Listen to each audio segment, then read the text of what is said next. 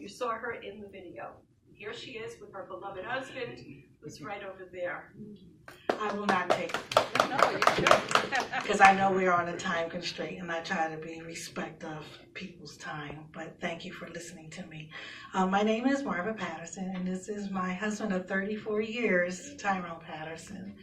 And I started at Capitol in 2010, and I met an adjunct professor there that came to the hospital where I was working, was observing me, and said that I should be a nurse.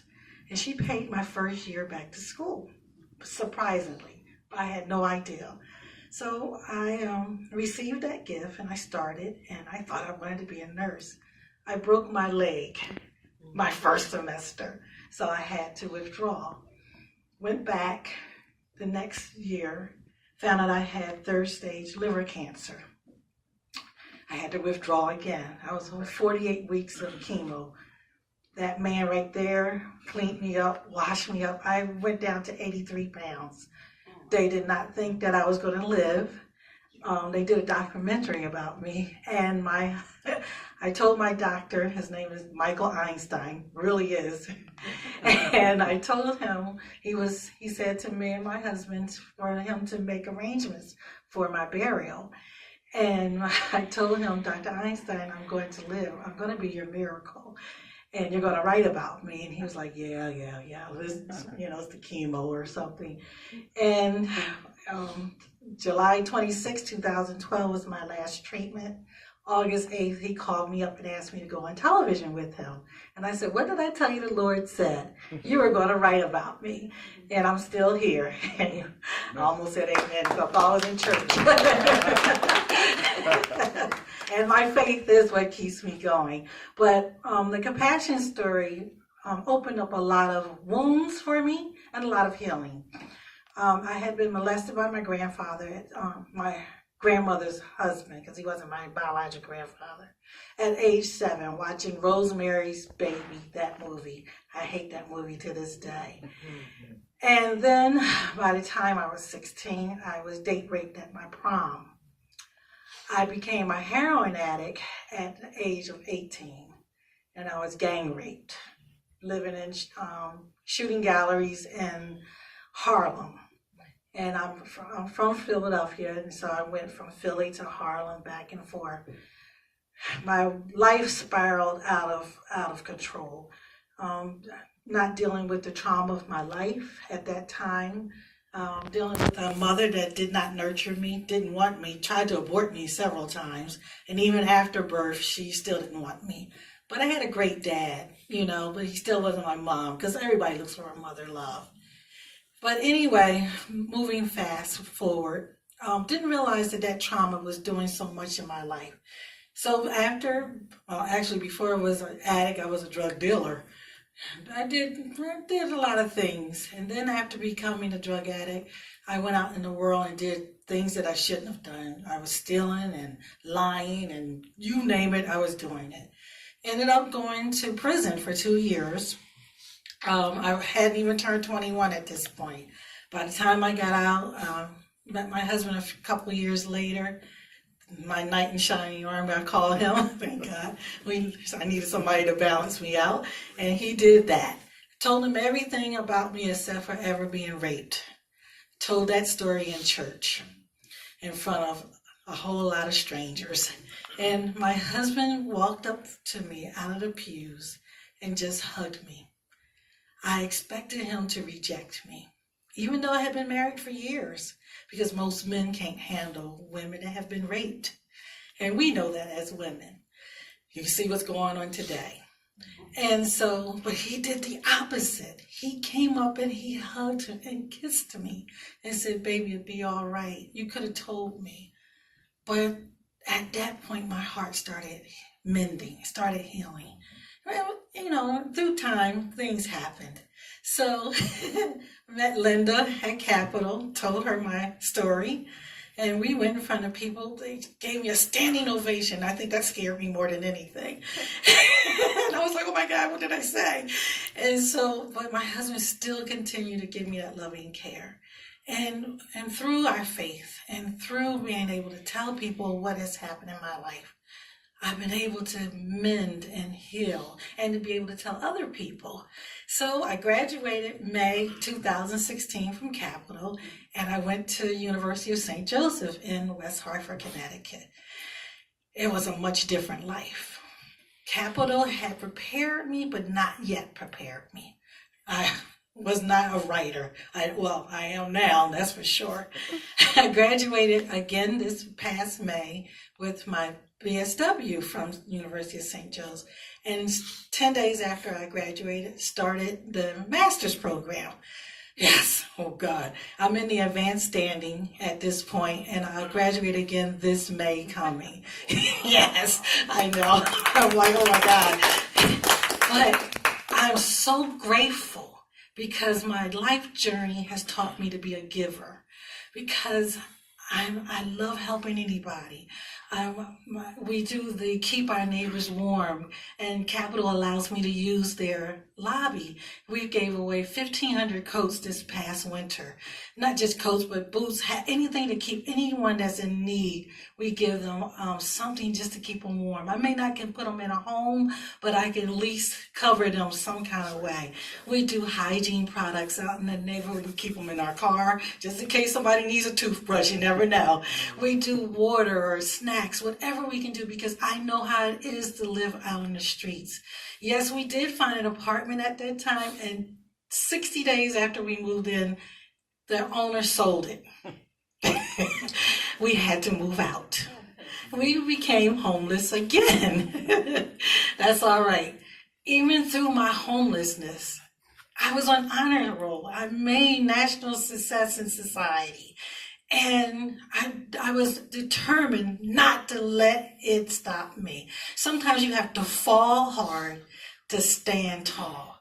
And that's one of my things I look at. I said, God, why am I know he says, what is she saying to me now? I'm like, why me? Why me? My husband says, oh my God, when are we going to catch a break? And I said, Tyrone, we must gotta be millionaires or something, because we have gone through heck and back. But we're still standing, and I'm so grateful. And so when I can tell my story, parts of my story, I tell it because people don't realize the teachers, some of the professors were not very cooperative during that time. I had one that I had to go to the dean about because they were not compassionate. But then I had some that really were. They extended their hand. And I didn't feel that I had to go around and say, well, listen, I'm homeless right now. Or I didn't make excuses. I just said, can I have a little bit more time? So you as professors and teachers, when your student come up to you and they need just a little bit more time, not everybody is a liar, and sometimes we just can't say it or pride might step in the way. And a lot of people couldn't believe that my husband and I were going through it, and still going through it. But we are encouraged, and we're not going to be discouraged. And that's my time for now, because I want to be respectful of your time. Another great thing just happened to you that is magic. No, our house fell through. No. What did you just receive recently that you've been waiting on? You got expunged. Yes. Oh, God! Yes. How could I forget that? I forgot about that. Well, okay. I applied for a pardon. I got in trouble twice in my life, once in Pennsylvania and once in Connecticut. And I went for a job interview. I had a paid internship. They offered me a position, but I told them my past. I always tell the truth. And they gave me the job. I left my job October 27th and started with them October 30th. I went in the room and 3 white women, no offense to anyone, literally put me on trial. During that time, they said, well, we don't know if we can keep you. I left my job. I couldn't go back to. I drove to the house in tears. And I said, okay, God, now listen, I'm the only income because my husband almost died last year. And I said, what am I going to do? I don't have a job now. I went to this lady. She started to fight for me. I told her what happened. she said, I'm going to put you up for a pardon. 44 people voted for me, all yeses, straight across the board. I got an instant pardon. I did not have to go in front of anybody. All they did was read my story and saw what we did in the neighborhood. And they said, why did you wait so long? And I said, now I can move forward and not have my past attack me. That was my best news.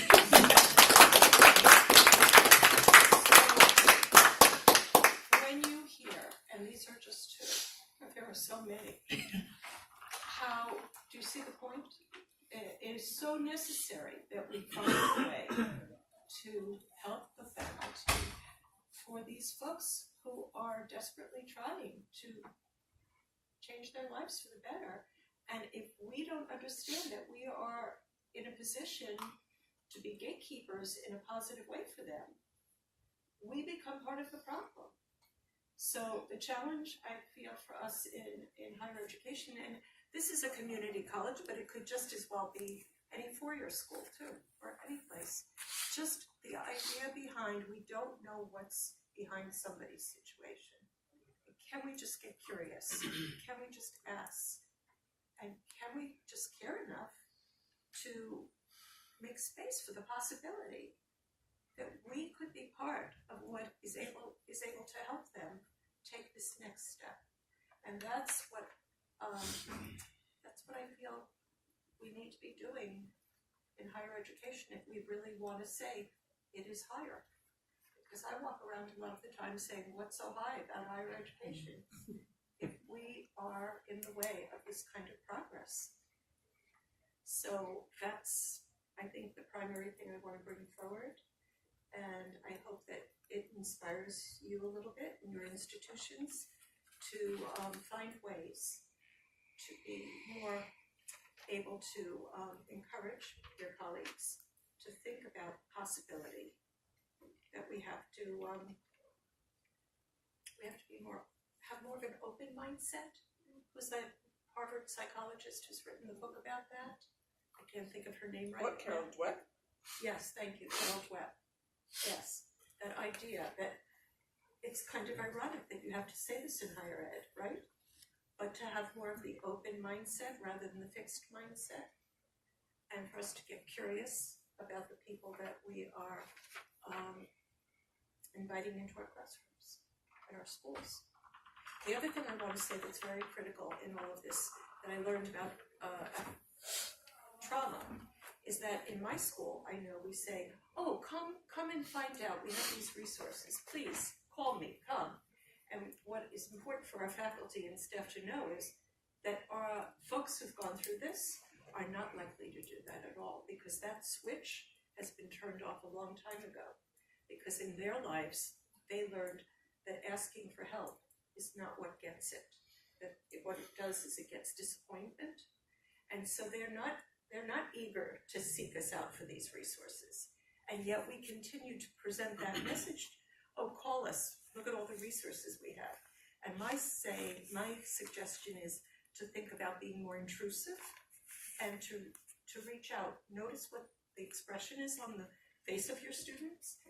Check that out with them. If you see something that you think concerns you, just ask, is it something okay today, or what's up? I find that when I do that, they're very happy to tell me what's going on, and then perhaps I can be more of a resource or a partner to them in solving the problem. So I think I'm going to end on that note and say thank you so much to these folks who were so courageous about telling their story. Hopefully it strengthened them to be here. And if anybody has any questions or comments,